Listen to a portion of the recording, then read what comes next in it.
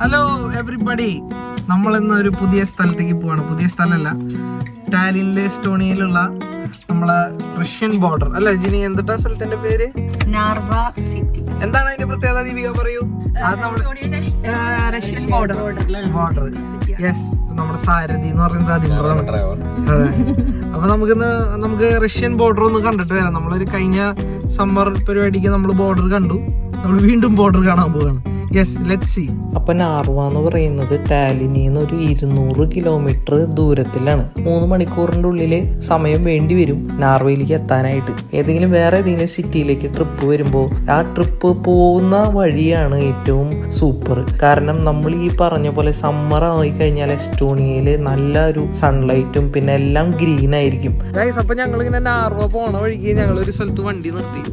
ഒരു നല്ലൊരു ഡാഫോഡിൽസും പൂക്കളും ഒക്കെ ഉള്ള ഒരു സ്ഥലം. ദീപിക എന്തോ പുതിയതായിട്ട് എന്തോ ട്രൈ ഉണ്ട്. ഇവിടെ വ്യൂ കണ്ട, വ്യൂ എന്ന് പറഞ്ഞാൽ നേരെ ഒരു കടലിന്റെ വ്യൂ ആണ്. നൈസാണ്. ഒരു സ്ഥലത്തിന്റെ പേര് കറക്റ്റ് അറിയില്ല. നമ്മൾ ഓൺ ദ വേയില് ഒരു സ്പോട്ട് കണ്ടപ്പോ നിർത്തിയെന്നുള്ളൂ. ഞങ്ങൾ എത്താറായിട്ട് ഒരു അരമണിക്കൂർ കൂടി കഴിഞ്ഞാൽ നമ്മള് നാർവ കാശിലെത്തുന്നതാണ്. കാണാം വഴിയെ നമ്മൾ എല്ലാ ഇൻഫർമേഷൻസും ഈ ബ്ലോഗിലൂടെ നമ്മൾ കൊടുക്കുന്നതായിരിക്കും. സബ്സ്ക്രൈബ് ചെയ്യാത്തവർ സബ്സ്ക്രൈബ് ചെയ്യുക. ലൈക്ക് ബട്ടൺ ഉണ്ട്, ലൈക്ക് ബട്ടൺ ഇടിച്ച് പൊട്ടിക്കുക, കമന്റ് ചെയ്യുക. ഇപ്പോൾ നമ്മൾ കാറ് പാർക്ക് ചെയ്യാനായിട്ടുള്ള സ്ഥലമൊക്കെ നോക്കുകയാണ്. നമ്മളിപ്പോൾ എത്തിയിട്ടുള്ളത് നാർവ ബോർഡർ സ്റ്റേഷൻ്റെ ഭാഗത്താണ്. അതായത് നമ്മൾ ഈ ബസ്സുകളൊക്കെ എസ്റ്റോണിയയിൽ നിന്ന് റഷ്യയിലേക്ക് പോകുന്നിടത്ത് ഈ വാലിഡേഷൻ, അതായത് ഡോക്യുമെന്റ് ചെക്ക് ഒക്കെ നടക്കുന്ന ഒരു സ്ഥലമാണ് ഈ ഭാഗം. അപ്പോൾ നമ്മൾക്ക് കാറ് പാർക്ക് ചെയ്തിട്ട് വേണം നമുക്ക് അങ്ങോട്ട് പോകാൻ. ഇവിടെ ആണെങ്കിൽ റൂൾസ് ഭയങ്കര സ്ട്രിക്റ്റ് ആയ കാരണം നമ്മൾ റോങ്ങിൽ വല്ലയിടത്തും പാർക്ക് ചെയ്ത് കഴിഞ്ഞാൽ ഒരു ഹൈ ഫൈൻ നമുക്ക് കിട്ടും. നമ്മളപ്പോൾ ഉള്ളത് എസ്റ്റോണിയൻ റഷ്യൻ ബോർഡറിലാണ് നമ്മൾ നടന്നുകൊണ്ടിരിക്കുന്നത്. അത് എത്ര ക്ലോസ് ആണെന്നുള്ളത് ഞങ്ങളിപ്പോൾ കാണിച്ചു തരാം. ഇതാണ് ഈ പാസ്പോർട്ട് ഡോക്യുമെന്റ്സ് ചെക്ക്, ഇതാണ് ചെക്ക് പോയിന്റ്. സോ ഇതിൻ്റെ അപ്പുറത്തേക്ക് വരുന്നതാണ് റഷ്യ. നാർവ എന്ന പേരിൻ്റെ അർത്ഥം തന്നെ സ്ട്രെങ്ത് എന്നാണ്. 13ാമത്തെ സെഞ്ചുറി ആവട്ടെ, പല യുദ്ധങ്ങളാവട്ടെ, റഷ്യ ആയിട്ടുള്ള യുദ്ധങ്ങളാവട്ടെ, സ്വീഡൻ ആയിട്ടുള്ള യുദ്ധങ്ങളാവട്ടെ, എല്ലാം പഴയ ഹിസ്റ്ററികളിൽ ഏറ്റവും കൂടുതൽ സ്ട്രോങ് പോയിന്റ് ആയിട്ട് പിടിച്ചു നിന്നിട്ടുള്ള ഒരു ഭാഗമാണ് നാർവ. അപ്പൊ അതുകൊണ്ട് തന്നെ ആയിരിക്കണം അതിനങ്ങനെ ഒരു മീനിങ് ഉള്ളത്. എനിക്ക് കറക്റ്റ് മീനിങ് അറിയില്ല, പക്ഷെ അത് ഈ നാർവ എന്ന് പറയുന്നതിന് സ്ട്രെങ്ത് എന്ന് കൂടെ മീനിങ് ഉണ്ട്. 80 കൊല്ലങ്ങൾക്ക് മുന്നേ 1944 സോവിയറ്റിന്റെ ടൈമില് അവര് ബോംബ് ചെയ്തിട്ട് നശിപ്പിച്ച സിറ്റി ആയിരുന്നു നാർവ. ഏറ്റവും കൂടുതൽ ആൾക്കാർ മരിച്ചത് ഇവിടെയായിരുന്നു. ഇങ്ങനെ ഉണ്ടായിരുന്ന സ്ഥലമാണ് പിന്നെ ഇതുപോലെ നല്ല ഇൻഫ്രാസ്ട്രക്ചർ എനിക്ക് മാറ്റിയത്. അപ്പൊ ഇനി പറയാൻ പോകുന്നത് ഈ നാർവ കാസ്റ്റലിനെ കുറിച്ചാണ്. അപ്പൊ ഇപ്പൊ ഈ കാണുന്ന നാർവ കാസ്റ്റൽ ശരിക്കും പറഞ്ഞാൽ 13ാം നൂറ്റാണ്ടിൽ ഡെൻമാർക്കാണ് ആദ്യം ഇതിന്റെ പണി കഴിപ്പിച്ചിട്ടുള്ളത്. ഇപ്പൊ ഡെൻമാർക്ക് ഇത് 13ാം നൂറ്റാണ്ടിൽ പണിതുയർത്തിയെന്നുണ്ടെങ്കിലും അത് പല പല യുദ്ധങ്ങളിൽ ഇൻവോൾവ് ആയിട്ട് ഇപ്പൊ സ്വീഡന്റെ കീഴിലായിരുന്നു കുറെ കാലം. അത് കഴിഞ്ഞ് പിന്നെ റഷ്യ പിടിച്ചടക്കി. അങ്ങനെ പല ഹിസ്റ്ററിയുടെയും ഒരു വലിയൊരു പാർട്ടായിരുന്നു ഇത്.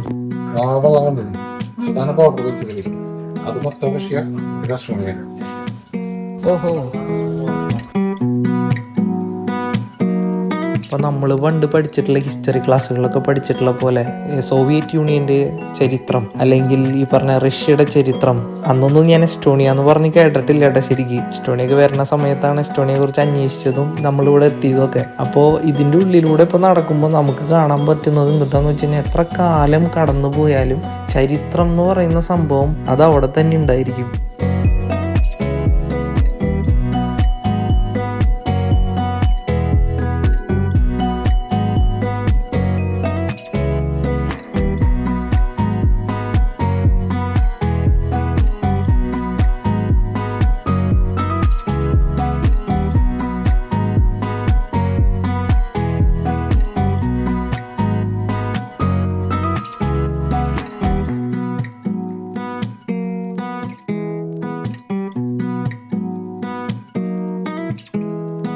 ഇത് ഞങ്ങളൊരു 2019 വന്ന ടൈമിൽ ഇവിടെയൊക്കെ ഞങ്ങൾ ഒരു വിൻ്റർ സീസണിലാണ് വന്നത്. അപ്പോൾ ഇവിടെയൊക്കെ മഞ്ഞായിട്ട് ഞങ്ങൾ കുറേ വീഡിയോസ് ഇവിടെ നിന്ന് എടുത്തിട്ടുണ്ട്. ഇപ്പോൾ 4 കൊല്ലത്തിന് ശേഷമാണ് ഞങ്ങളിപ്പോൾ സമ്മറിൽ നാർവയിലേക്ക് വരുന്നത്. അപ്പോൾ സമ്മറിൽ വരുമ്പോൾ വേറൊരു ഫീലും വിൻ്ററിൽ വരുമ്പോൾ വേറൊരു ഇതുമാണ്. എക്സ്ട്രീം അല്ലേ രണ്ട് ക്ലൈമറ്റും. അതിന് എത്ര നാളെ ഇവിടെ? 8 കൊല്ലം. എന്താണ് എസ്റ്റോണിയെ കുറിച്ച് അഭിപ്രായം? കുഴപ്പമില്ല, നല്ല കാം ആൻഡ് പീസ്ഫുൾ ആണ്. നമ്മളിവിടെ വരാനായിട്ട് കുറെ മലയാളികൾ ട്രൈ ചെയ്യുന്നുണ്ട്. നമുക്ക് സ്ഥിരം മെസ്സേജുകൾ വരാറുണ്ട്. എന്താണ് നിങ്ങൾക്ക് പറയാനുള്ളത് അവരോട്? എഡ്യൂക്കേഷൻ ആയിട്ട് വരുന്നതായിരിക്കും നല്ലത്. പിന്നെ IT ആണെങ്കിൽ ജോബ് റിലേറ്റഡ് ആയിട്ട് വരാൻ നോക്കാം. മൊത്തത്തിൽ ഇപ്പോഴത്തെ ഒരു എക്കണോമിക് പൊളിറ്റിക്കൽ ഇഷ്യൂസ് ഒക്കെ നടക്കും നമ്മുടെ നെയ്ബറിംഗ് കൺട്രീസിൽ നടക്കുന്നുണ്ട്. അങ്ങനെ വല്ല പ്രോബ്ലംസ് എല്ലാം ഉണ്ടോ നമുക്ക്? ഇതുവരെ നമ്മളൊന്നും ഫേസ് ചെയ്തിട്ടൊന്നുമില്ല. കുറച്ച് സേഫ് ആണ് ഇപ്പോൾ. രാത്രി എസ്റ്റോണിയനെ കുറിച്ച് അറിയാലോ. രാത്രി ആയാലും കുട്ടികൾക്ക് പോലും റോട്ടിൽ കൂടെ സേഫ് ആയിട്ട് നടക്കാന്നല്ലേ. ഇപ്പം നിങ്ങൾ കാണുന്നത് 2020 വിൻ്റർ ടൈമിൽ ടാലിനിൽ നിന്ന് നാർവേയിലേക്ക് ഞങ്ങൾ ഒരു 5 ഫ്രണ്ട്സ് കൂടി കാറിൽ ട്രിപ്പ് പോയിട്ടുള്ള ഒരു വ്യൂ ആണ്. അപ്പോൾ വിൻ്ററിൽ എസ്റ്റോണിയയുടെ അവസ്ഥ ഇങ്ങനെയാണ്. നാർവേയിൽ മൊത്തത്തിൽ എന്ന് പറഞ്ഞാൽ മഞ്ഞ് മൂടിയിരിക്കും. ഒരു -20 ഡിഗ്രീസിൻ്റെ അടുത്ത് എന്തായാലും ഉണ്ടാവും. കൈയൊക്കെ പുറത്തിട്ട് കഴിഞ്ഞാൽ അപ്പോൾ നമ്മുടെ കൈയൊക്കെ ഒപ്പം ചോന്ന് ആകെ ബുദ്ധിമുട്ടായിരുന്നു വന്നപ്പോൾ. അന്ന് ഞങ്ങൾ കുറച്ച് പേരെ പരിചയപ്പെട്ടു, കുറച്ച് റഷ്യക്കാരെയൊക്കെ പരിചയപ്പെട്ടു. ഞങ്ങൾ കുറച്ച് സംസാരിച്ചു. അന്നൊക്കെ ഞങ്ങൾ എസ്റ്റോണിയയിൽ വന്നിട്ടുള്ള ഞങ്ങളുടെ തുടക്കകാലമാണ്. ഞങ്ങൾ പഠിക്കാൻ വേണ്ടി വന്നിട്ടുള്ള ടൈമാണ് 2019-20 എന്നൊക്കെ പറയുന്നത്. ഇന്ത്യ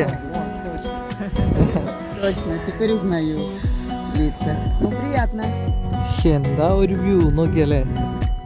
നമ്മൾ ഈ ലേക്കിനപ്പുറത്തേക്ക് കാണുന്നത് റഷ്യയാണ്. ലിറ്ററലി വേറൊരു രാജ്യത്ത് ഇരുന്ന് വേറൊരു രാജ്യത്തിന്റെ ബോർഡർ കണ്ടുകൊണ്ടിരിക്കുക.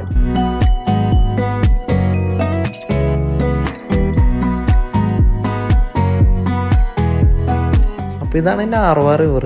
അപ്പോൾ ഇതിൻ്റെ ഒരു വശം എന്ന് പറയുന്നത് എസ്റ്റോണിയും മറ്റേ വശം എന്ന് പറയുന്നത് റഷ്യയാണ്. അപ്പോൾ ഇതിവരെ കണക്ട് ചെയ്യുന്ന ഒരു ബ്രിഡ്ജ് വഴിയാണ്. ആ ബ്രിഡ്ജിനെ പറയുന്ന പേരാണ് ഫ്രണ്ട്ഷിപ്പ് ബ്രിഡ്ജ്. അങ്ങനെയാണ് അത് അറിയപ്പെടുന്നത്. പക്ഷെ എത്ര ഫ്രണ്ട്ഷിപ്പ് ഉണ്ടെന്ന് പറഞ്ഞിട്ടും കാര്യമില്ല, വിസ ഇല്ലാണ്ട് അങ്ങോട്ടും ഇങ്ങോട്ടും കടക്കാൻ പറ്റില്ല. അതാണ് അതിൻ്റെ വേറൊരു ഹൈലൈറ്റ്.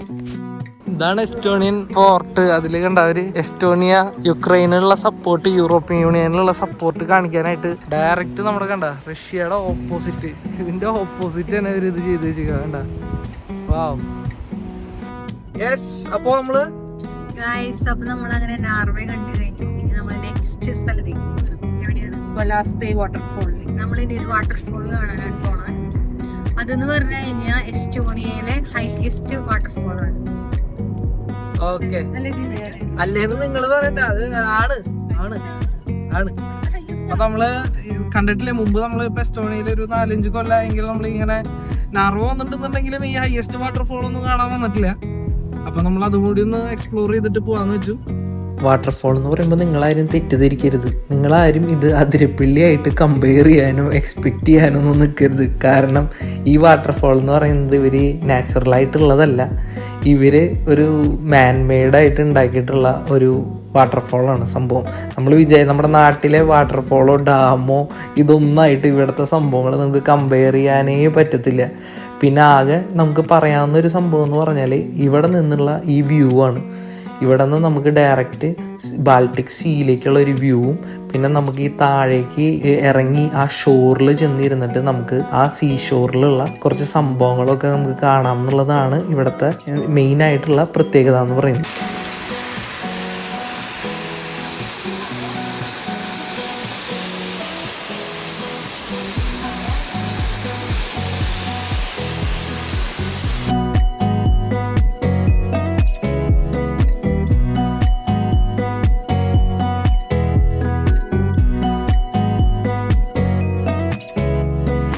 അപ്പോൾ അങ്ങനെ ഈ ട്രിപ്പ് ഇവിടെ അവസാനിക്കുകയാണ്. നമുക്ക് എസ്റ്റോണിയയുടെ വിശേഷങ്ങളായിട്ട് നമുക്ക് അടുത്തൊരു വ്ളോഗിലൂടെ കാണാം. അപ്പോൾ അതുവരെയും